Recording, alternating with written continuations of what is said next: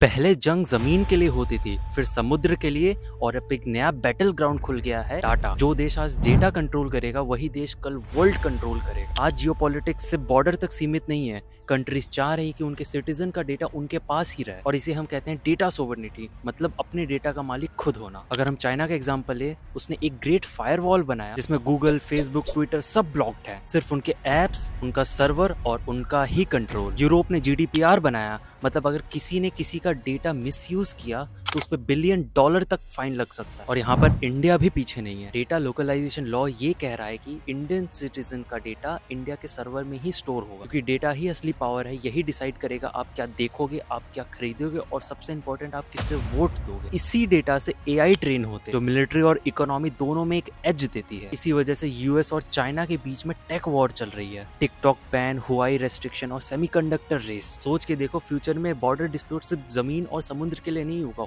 तो डेटा की। और ये भी हो सकता है कल की सबसे बड़ी जंग शायद एक सर्वर रूम से लड़ी जाएगी।